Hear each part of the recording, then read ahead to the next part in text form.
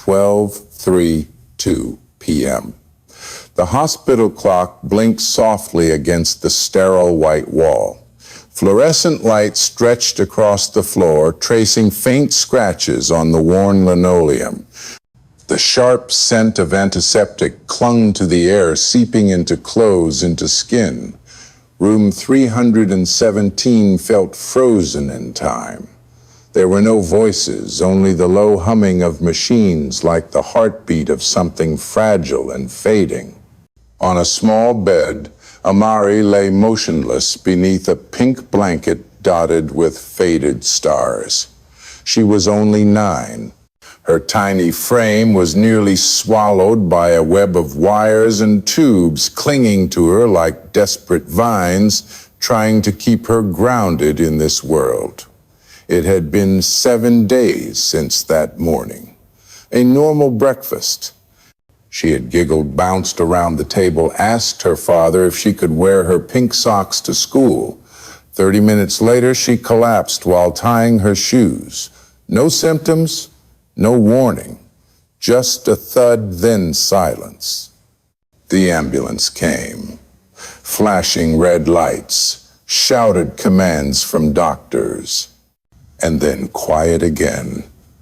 After every scan, every test, every consult, they handed down a cold and clinical name: acute idiopathic neurological shutdown. Something in her brain had disconnected, dropping her into a deep coma. No prior conditions, no indicators, no prognosis. She might wake up, she might not. The only person who had not left room 317 since the moment she was admitted was Malcolm Ray, her father. A broad-shouldered, deep-skinned man with hands roughened by years as a mechanic. He had once dismantled a truck engine with nothing but a wrench. He had worked under frozen metal hulls for hours, but nothing had ever made him feel as powerless as this. Sitting in a chair, gripping his daughter's cold hand, watching numbers flicker on a monitor like a code he couldn't crack. Every time the machine beeped, he breathed. Every pause made his own heart stagger. People in the hospital began to whisper. They called him the broken father. Nurses suggested he take a break. Doctors gently spoke of long-term plans of what to prepare for. A few staff members tried to pull him aside to discuss insurance logistics realities, but Malcolm simply shook his head and turned back to Amari. He said nothing to anyone. Each night he read stories aloud to her. His voice was low-dry but steady. Fairy tales they used to read together when his wife was still alive. Stories about the moon, about talking stars, about tiny birds that flew into dreams. No one else listened. Just him and Amari and the machine. That was the only proof she was still here. On the 5th day, a name not on any hospital chart walked through the front doors. Marcus Vail, founder of a tech empire once featured on magazine covers as the genius of his generation. He arrived with bodyguards and assistants, not because he was family, but because he had read a tiny newspaper piece about Amari over his morning coffee. He saw a chance to craft a miracle headline. He sat across from Malcolm, laid out an offer that sounded like science fiction. State-of-the-art equipment, the world's best neurologists, AI diagnostics, custom-designed virtual reality treatments. No charge, no contracts, just a signature. Malcolm looked down at his grease-stained fingers. He asked only one question. Will it bring my daughter back? Marcus smiled thinly. We can't guarantee anything, but we'll rewire her brain like updating an old phone. He said it like a punchline. Malcolm stood without another word. He walked back into room 317, sat down, took his daughter's hand, and resumed reading the story they hadn't finished. The next day, specialists arrived. Machines beeped, charts where projected simulations ran. Amari remained still. 1 day passed, then 2. Consultants left quietly. One doctor avoided Malcolm's eyes as he exited. Marcus did not return. Perhaps he had lost interest. Perhaps this wasn't the media victory he had hoped for. On the 7th night, Malcolm was still there. He warmed Amari's feet with a cloth. He read her favorite book again. He played a song on his old phone she used to fall asleep to. He whispered to her about the star he had seen the night before, the bright one near Saturn. He told her Saturn was closer than usual. She didn't answer, but he kept talking because it was the only way to believe she was still somewhere behind her closed eyelids. And then at 2 a.m., as the hallway outside fell silent beneath dim emergency lights, a young nurse tapped gently on the window. Malcolm turned. She whispered as if afraid to wake something sacred. "There's a boy downstairs. He says he wants to help." Malcolm walked down to the lobby, slow and cautious, like the floor beneath him might suddenly collapse. The hallway lights flickered just a bit, like they were breathing too. The nurse pointed to a bench by the front doors. Sitting there alone was a boy. Looked like he was maybe 10, maybe 11. No shoes. His hoodie was 2 sizes too big and torn at the sleeves.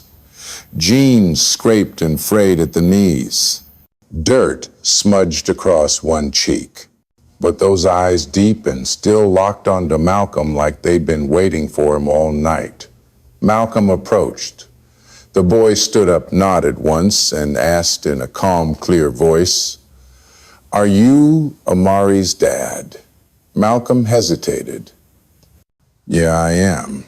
And the boy said something that didn't sound like a question.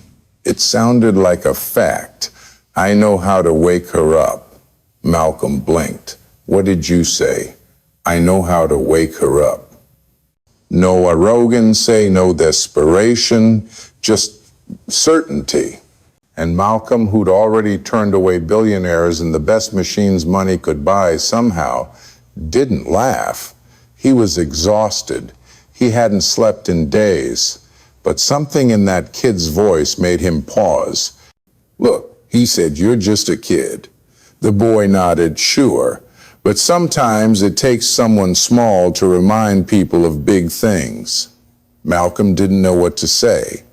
The boy spoke again. "She's not gone, you know. She's listening, but she's far. And she doesn't know if it's safe to come back." Malcolm's chest tightened. What does she need then? The boy looked right at him. "She needs your truth, not your strength, not your routines, the words you've been hiding." There was a long silence. "Can I see her?" the boy asked. Everything in Malcolm screamed no. This was crazy. This was a hospital. This was a child. But there was something older than logic in that moment. Something that felt ancient, deep. So Malcolm nodded. "All right." They went up to room 317. The boy didn't hesitate. He stepped in, walked straight to Amari's bed, and placed a hand gently on her forehead. He closed his eyes. His lips moved, but Malcolm couldn't hear a word. Then the boy looked up. "Now it's your turn," he said. "She knows you're here, but she needs to know why." Malcolm stared at his daughter. Her skin pale, her fingers still wrapped in wires. He opened his mouth, and what came out wasn't a speech. It wasn't a prayer. It was a crack. I wasn't there, baby. I was at work. I left early that day. I missed your breakfast. I missed your smile. And I missed the signs. His voice broke. I should have seen something was wrong. I should have come home sooner. I should have hugged you longer. I should have told you I was proud of you. Tears fell onto the blanket. He held her hand tight. Please come back. I won't miss another moment, I swear. Then the heart monitor beeped just once a little faster. Malcolm jerked his head up. Did you see that? I did, the boy said. She's listening. The boy turned to leave. Malcolm stood quickly. Wait, what's your name? The boy paused at the door. They call me Isaiah. I'll be back tomorrow. And just like that, he walked out barefoot quiet, like he didn't belong to this world at all. Malcolm turned back to Amari. Her fingers twitched. And for the first time in a week, the machines blinked with a rhythm that didn't sound like routine. It sounded like hope. The next morning, the hospital felt different. Quieter, but not in that cold, sterile way. It was like something had shifted during the night. Something you couldn't point to, but you could feel it in the air. Malcolm hadn't slept. He didn't want to. He just sat by Amari's bed, holding her hand eyes fixed on the monitor like it might whisper secrets if he stared long enough. Nothing dramatic had happened. No miracle wake-up. No big medical moment. But her fingers had moved. Just once. And to Malcolm, that wasn't small. That was the beginning. And Isaiah, he was gone. Malcolm checked every hallway, the cafeteria, the lobby. He asked the nurse from last night, the one who'd called him down. She just frowned and said she hadn't seen any boy. He asked security to check the visitor logs. Nothing. Then he asked to see the footage. The guy at the desk pulled up the camera feed from room 317's hallway. Malcolm leaned in. There he was walking into the room. Alone. He blinked. Wait, where's the kid? The guy rewound. Played it again. Still just Malcolm. No Isaiah. Not in the hallway. Not near the door. Not even a shadow. Malcolm didn't argue. He just nodded slowly and walked away.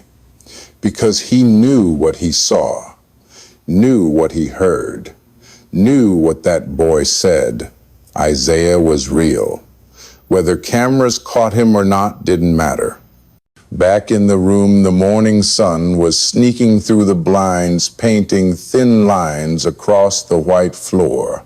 Amari looked the same, still quiet, eyes closed. But something about her breathing felt deeper, more natural, and Malcolm felt it. She was closer. He sat back down, pulled out an old notebook from his jacket pocket. It was the kind he used to scribble down measurements and engine notes back in the garage. Now he used it for something else. He started writing everything down, every word Isaiah had said, what he wore, what he looked like, the way he spoke, like he wasn't guessing. Like he knew things people weren't supposed to know, not just facts, but hearts. Malcolm didn't want to forget a single word. That afternoon, a doctor came by. Older woman, stern face, smart eyes. She checked the monitors, flipped through some papers, then stared at the screen longer than usual. Malcolm asked if something was wrong. She said, no, not wrong, just unusual. Brain activity was picking up. Heart rate was stronger. She said the patterns didn't match any of the known coma stages. Then she looked at Malcolm like she wanted to ask him something but didn't know how. Finally, she said, "Whatever you're doing, keep doing it." Malcolm didn't say a word. Later that night, he played the lullaby again, the one from his phone. But this time he sang along, quiet at first, a little shaky, but he sang. The words didn't need to be perfect. The tune didn't matter. It was his voice. That was what she needed to hear. As he sang, the room softened. Not literally, but something inside it. Like all the weight didn't feel so heavy anymore. Then, just past midnight, a knock at the glass. Malcolm turned. Isaiah was back. Same hoodie, same bare feet, same calm eyes. He stepped in like he'd never left. Malcolm didn't even ask how he got in. He just said, "You came back." Isaiah nodded. I said I would. He walked to the bed, placed his hand on Amari's wrist again, and closed his eyes. "She's closer today," he whispered. "That song, she remembers it. She's following it." Malcolm nodded, eyes brimming. "She used to love that song," he said quietly. "Her mom sang it to her when she was little. Then I did. But when her mom passed, I stopped singing. I stopped a lot of things." Isaiah didn't ask why. He didn't need to. He just said, "Then start again. She hasn't forgotten, and neither have you." Malcolm swallowed hard. He hadn't sung that song out loud in years. It wasn't just a lullaby. It was a memory, a promise, a lifeline. And now somehow it had become a map, a way home. Isaiah stepped back. "You doing good, Mr. Ray. Keep going."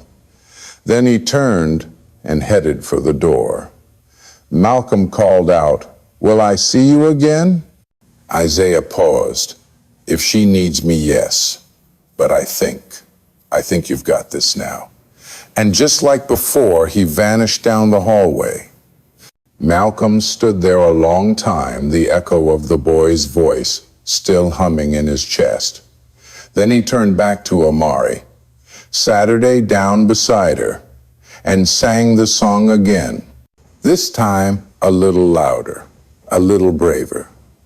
Because now he wasn't just singing to bring her back.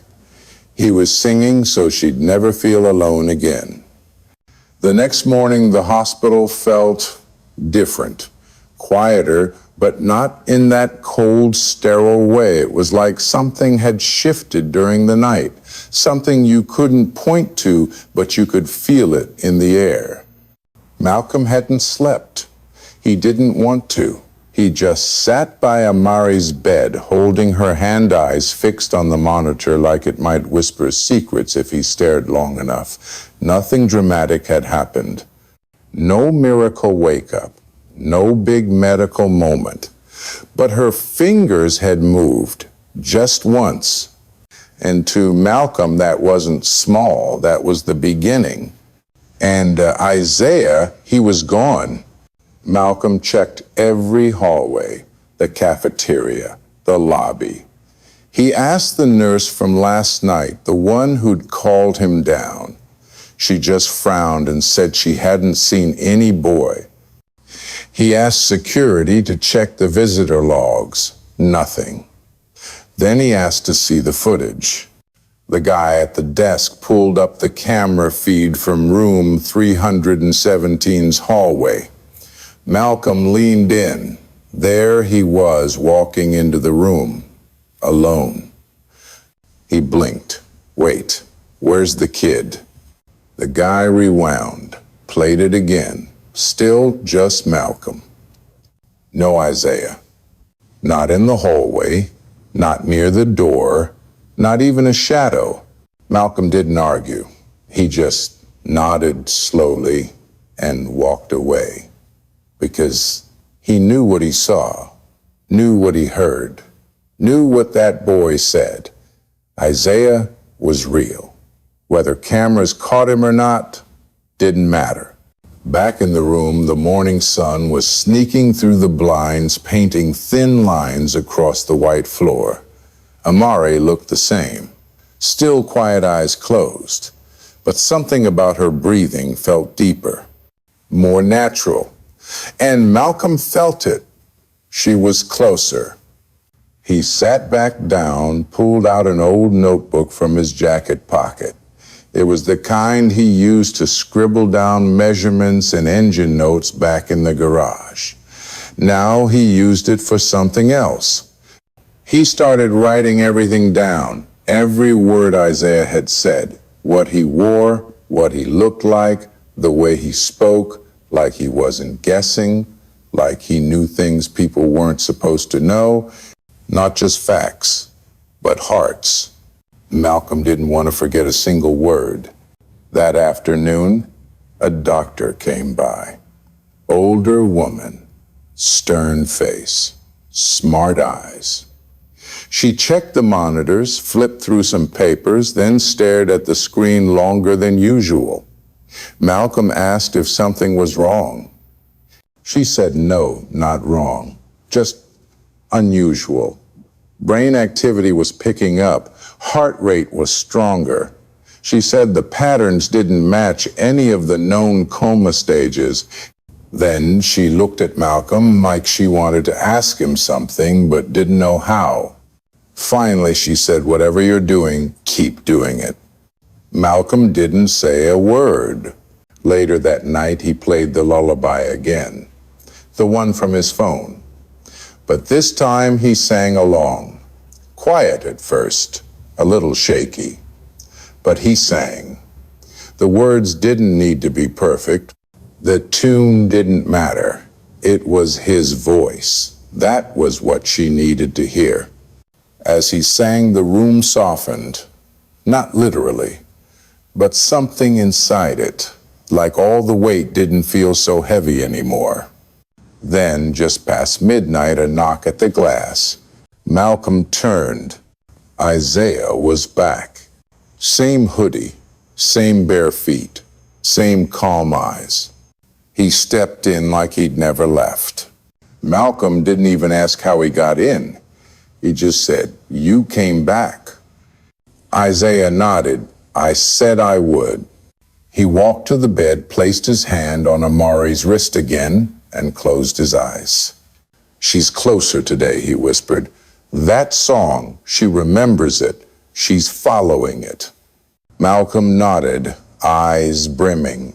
"She used to love that song," he said quietly. "Her mom sang it to her when she was little. Then I did. But when her mom passed, I stopped singing. I stopped a lot of things." Isaiah didn't ask why. He didn't need to. He just said, "Then start again. She hasn't forgotten, and neither have you." Malcolm swallowed hard. He hadn't sung that song out loud in years. It wasn't just a lullaby. It was a memory, a promise, a lifeline. And now somehow it had become a map, a way home. Isaiah stepped back. "You're doing good, Mr. Ray. Keep going."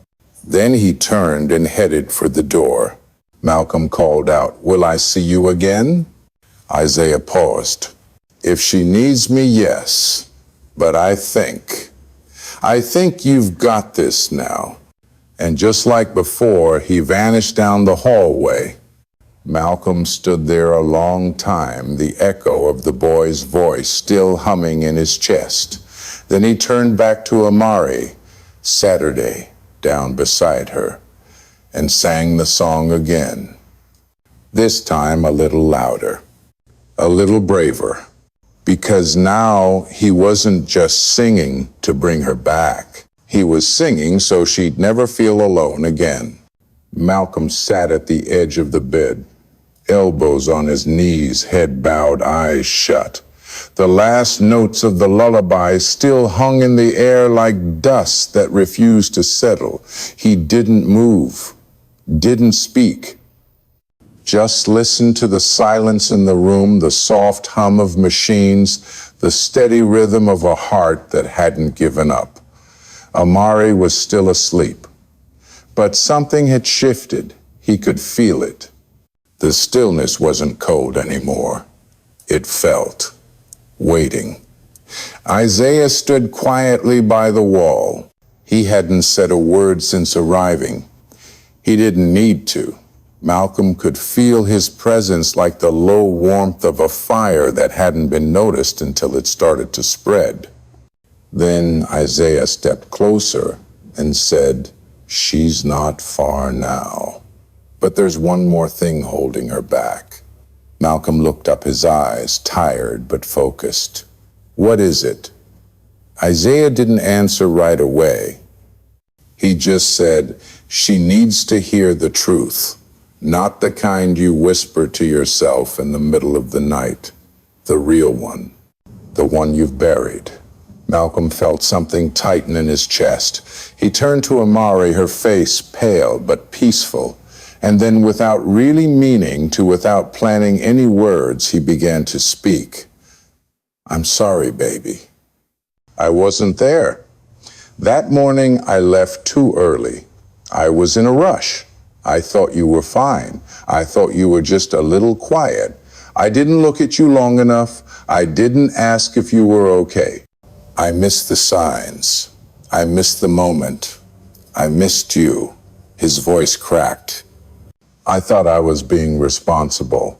I thought if I just kept working, kept showing up, kept putting food on the table, that it was enough.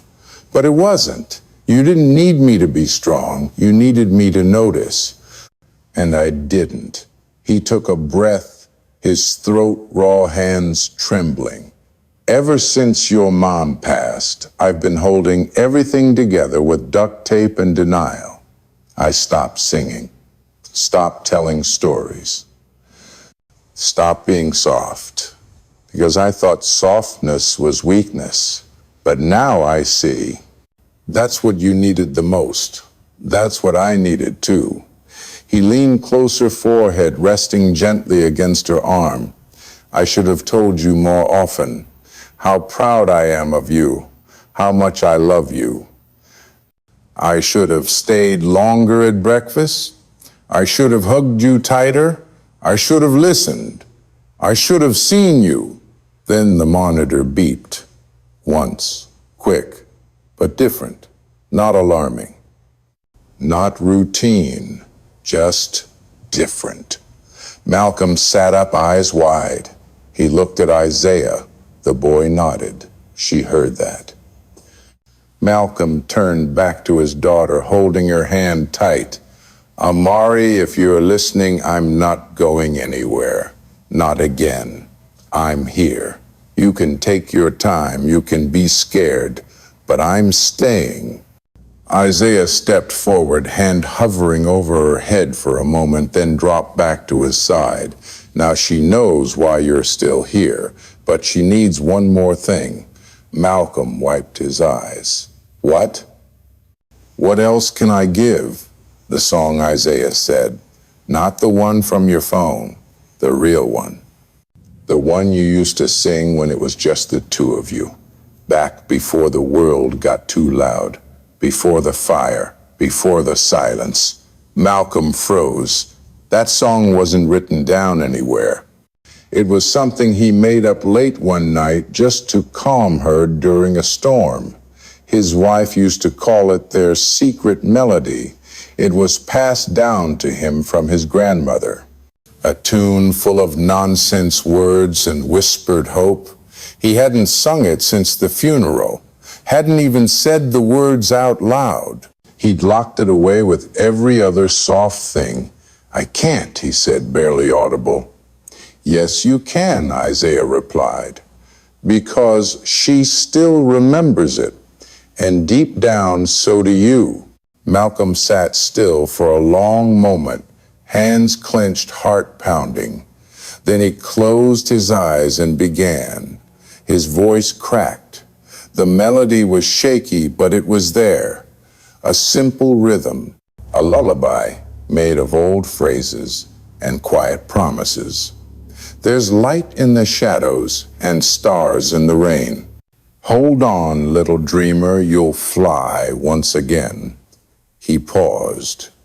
emotions rising like a tide he couldn't stop.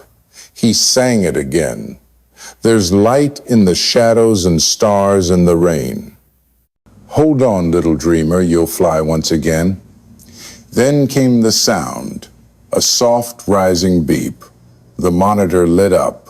Nothing dramatic, just steady, real. Malcolm looked at Isaiah. The boy smiled. She's following your voice now. You gave her something to come back to. Malcolm dropped to his knees beside the bed, one hand still holding his daughter's, the other pressed to his chest. Why? He whispered. Why are you doing this? You don't know us. Isaiah looked around the room. I know her heart, he said. I know what it feels like to lie in a bed like this and wait. I waited for someone to sing to me, to say my name, to tell me I wasn't finished, but no one came. So I made a promise. If I ever had the chance to change that for someone else, I would. Malcolm stared at him. You're like an angel. Isaiah didn't answer. He just leaned close to Amari and whispered, You've been found. Then he turned and headed for the door. Malcolm called after him. Will you come back tomorrow? Isaiah paused. If she needs me, yes. But I think your voice is strong enough now.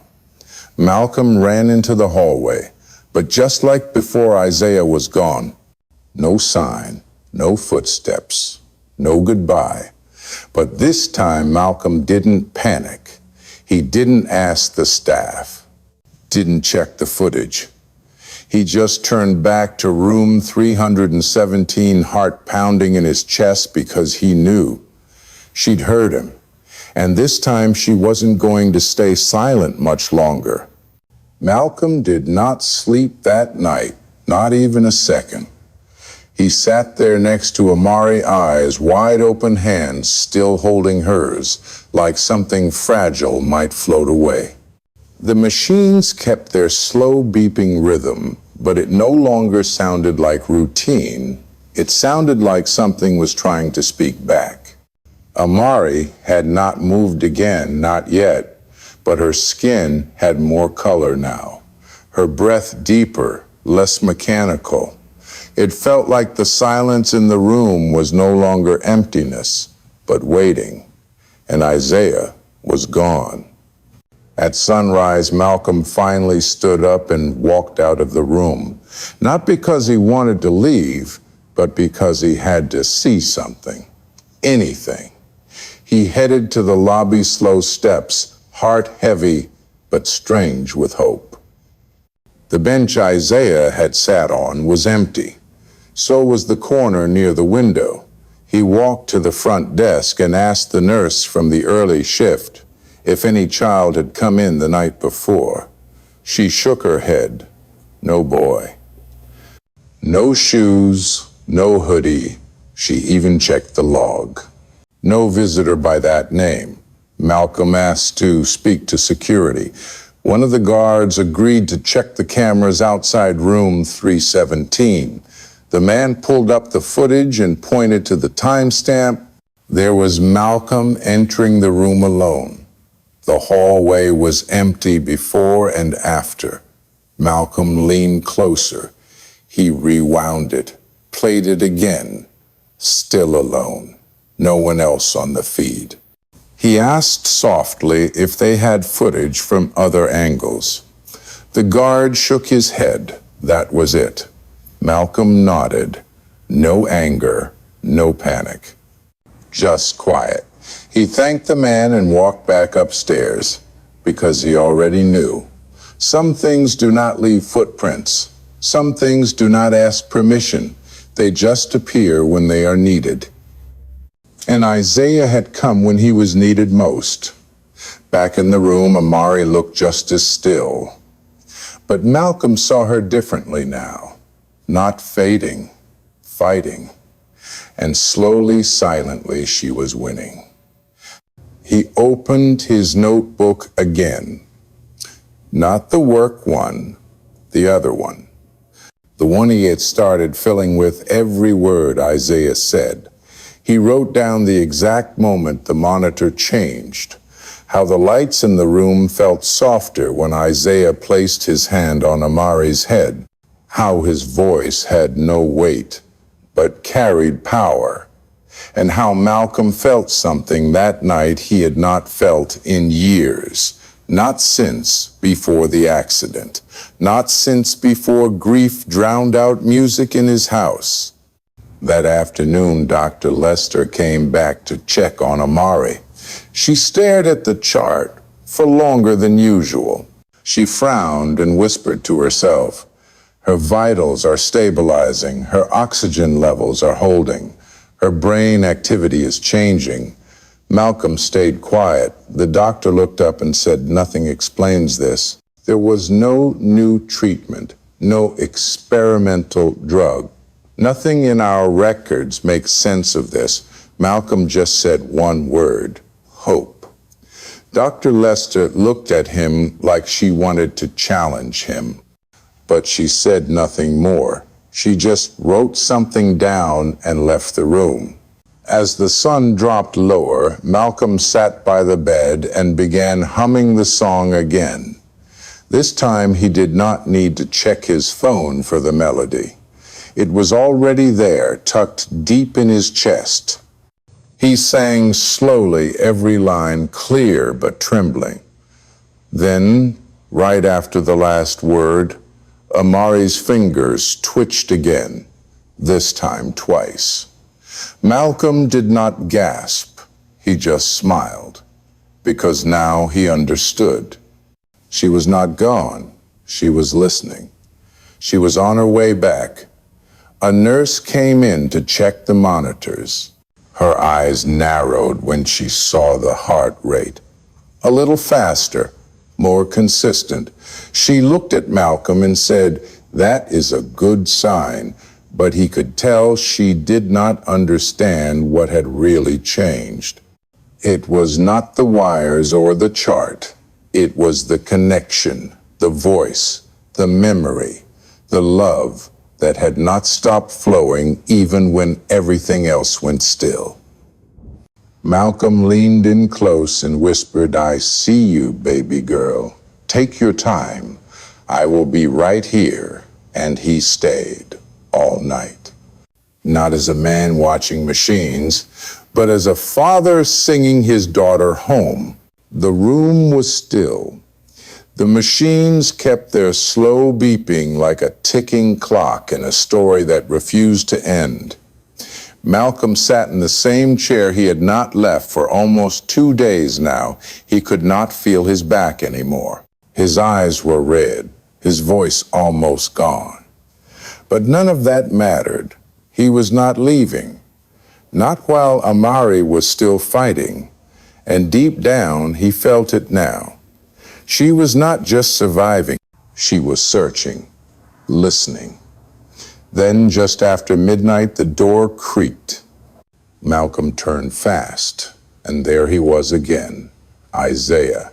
Same hoodie, same dirt on his cheeks, same eyes that looked like they had seen more than one lifetime. Malcolm did not speak, he just stared. Then stood up slowly. "You came back." Isaiah nodded. "I said I would." Malcolm looked at him closer this time. "Where do you go when you are not here?" Isaiah smiled soft. "I go where I am needed. And tonight, I am needed here again." He walked to Amari's side and rested one hand on her wrist. Closed his eyes. After a long moment, he said, "She is closer now, but she needs something more." Malcolm leaned in. "What? What does she need?" Isaiah looked up, the song, but not just the words. She needs the real one, the one you used to sing before the fire. Before everything went quiet, Malcolm froze. He knew exactly which song. It was not on his phone, not recorded, not even written down anywhere. It was something passed down from his grandmother. a lullaby he used to whisper to Amari when she was scared, back when her mom was still alive. He had not sung it once since the funeral. Could not. Every word tasted like smoke and pain. He had buried it along with the rest of his joy. His voice shook. I cannot. Isaiah said you can, because she remembers. And somewhere in you, so do you. Malcolm closed his eyes. And for a second, he was not in a hospital. He was on a couch with a little girl curled up on his chest, her breath warm, her eyes full of trust. And that song, that old simple song, it came back to him like a whisper at first, then louder. He opened his eyes, sat her down, took her hand, and began. There is light in the shadows and stars in the rain. Hold on, little dreamer, you will fly once again. His voice cracked. But he kept going, verse after verse. He did not care how broken it sounded. He just sang. As the last note hung in the air, the monitor beeped again. This time, not just once.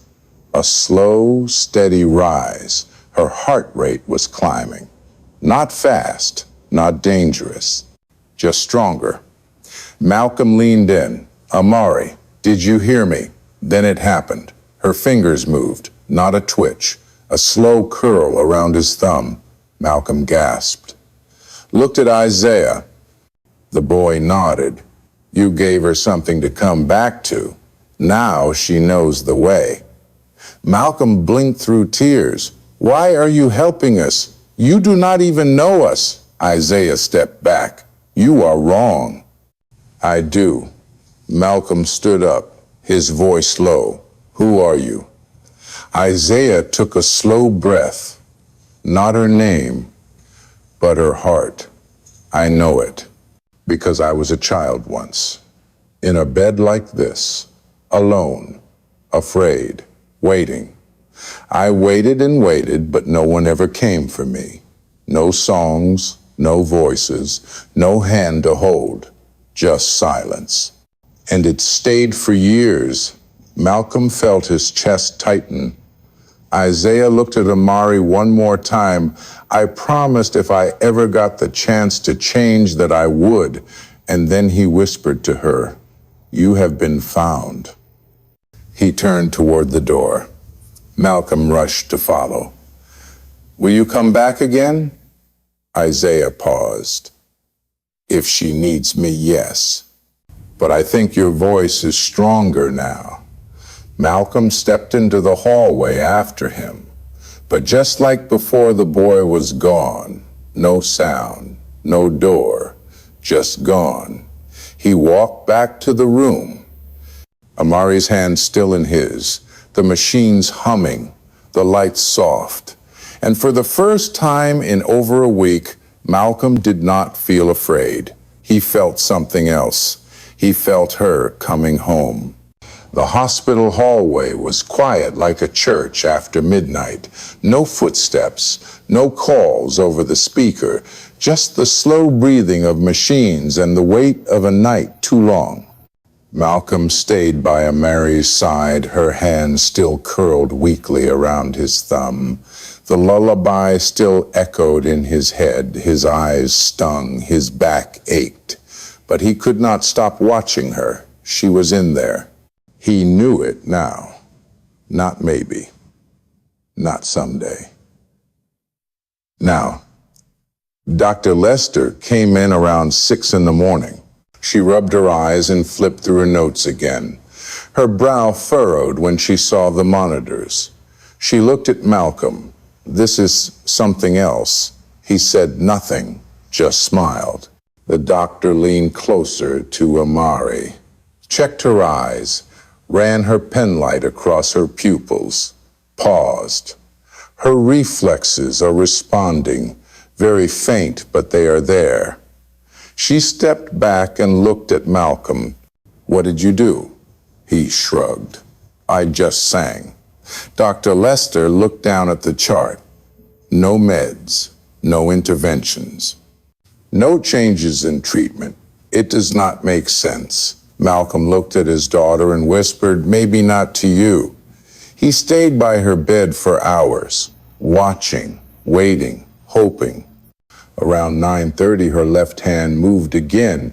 Then her eyelids fluttered. He stood fast, heart in his throat. Amari, can you hear me? She didn't open her eyes, but then he heard it, soft, like wind through dry leaves. A whisper, Daddy. Malcolm dropped into the chair like his legs gave out. He held her face gently in both hands. His voice broke into pieces. Baby girl, baby, I am here. You came back. Her eyes stayed closed, but her lips moved again. Where is the boy? Malcolm froze. He leaned closer. What boy? She whispered, the one who sang to me. He said your voice was waiting for me. And then I followed it back. Malcolm felt something in his chest shatter and rebuild all at once. He kissed her forehead. Baby, that boy. His name is Isaiah. She smiled, barely, but it was real. He told me I was not lost, just far away. Malcolm held her tighter. He had no words, just the feeling of holding a miracle in his hands. The nurse came in and stopped cold when she saw Amari's fingers moving.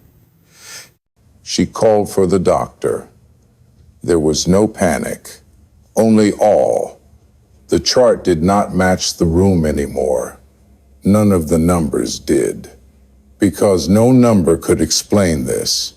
By noon, Amari was awake, not talking much, not moving much, but awake. And Malcolm had not stopped crying since sunrise. Outside in the hallway, a young intern sat at a computer watching camera footage from the night before. He rewound, played again, fast-forwarded, froze the screen, rewound again. He watched the hallway over and over. No boy, no Isaiah, just Malcolm, just the lullaby. The intern leaned back in his chair, whispered something under his breath. That boy was never on camera. But Malcolm already knew that, because Isaiah had never needed cameras. He just needed someone to believe. 3 months later, Amari could walk again. Her steps were shaky at first, but her will was stronger than anyone had seen before. Her doctors called it neural reintegration. Her therapist said it was rare recovery from a coma of that depth and duration. But Malcolm knew what it really was. It was the sound of a song that never stopped. It was love that refused to leave. Every evening after therapy, Malcolm sat by the old upright piano in the corner of their living room and played the melody Isaiah had told him to sing. Amari would hum along, her voice soft, her eyes shining like little windows to a bigger story. They never saw Isaiah again, not in the hallways, not in the lobby, not on any camera. But his presence was stitched into every note they sang, every page Malcolm wrote. He sold the lake house, sold the Range Rover, sold everything that used to feel important. With that money, he opened a little space in the heart of the city, a place with walls covered in drawings, a room full of instruments, a quiet corner where kids who had lost their way could come sit and simply be. He called it Voices at Dawn. Its slogan was short and simple, where silence ends and healing begins. The first mural was painted by Amari herself. It showed a child in a hoodie, too big, no shoes, standing in the dark with a hand outstretched toward light. Under it she wrote, He didn't have wings, he had faith. One night, as they walked home from the center, Amari looked up at Malcolm and asked, "Do you think Isaiah helps other kids too?" Malcolm smiled. "I think he already is." That same week, they launched a small channel online. Nothing fancy, just stories, songs, drawings, pieces of the truth they had lived. They called it Isaiah's Echo. In 2 weeks, it had 1 million views. 4 months later, they had messages pouring in from every place imaginable. Hospitals, prisons, orphanages, lonely apartments, abandoned classrooms. Each message different, but every single one ended with the same line, "I thought I was lost, but maybe I'm just not finished yet." On the 1-year anniversary of her waking up, Amari stood in front of a small crowd at the Voices at Dawn Center. She held a microphone with 2 hands, took a shaky breath, then sang the song, the same one that had carried her back. Her voice was not perfect, but it was real. And when she finished, everyone in the room stood. Everyone except one boy sitting in the back row, barefoot, gray hoodie, dirt on his cheeks. He did not clap, he just smiled. And when Malcolm looked again, the seat was empty. No door had opened, no footsteps, just a silence that felt like thank you. Later that night, Amari stood by her window and looked up at the moon. Malcolm walked in and wrapped his arms around her. "You okay, baby?" She nodded. "I was thinking, what if there is another little girl out there, scared, lost, just like I was?" Malcolm said, "Then I hope someone is singing nearby." She turned to him, eyes bright. "Or maybe we teach the world to sing." He blinked. "How do you mean? Like really sing? Online, on rooftops, in dorm rooms, in hallways, when it's dark. When people feel alone, we show them that their voice matters." Malcolm smiled, pulled her close. "Then that's what we'll do."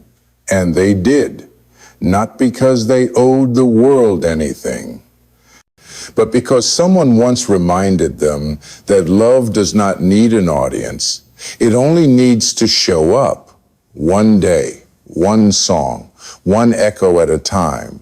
Because the truth is, Isaiah did not wake her up. He reminded the world that sometimes all it takes to bring someone back is a voice that refuses to give up.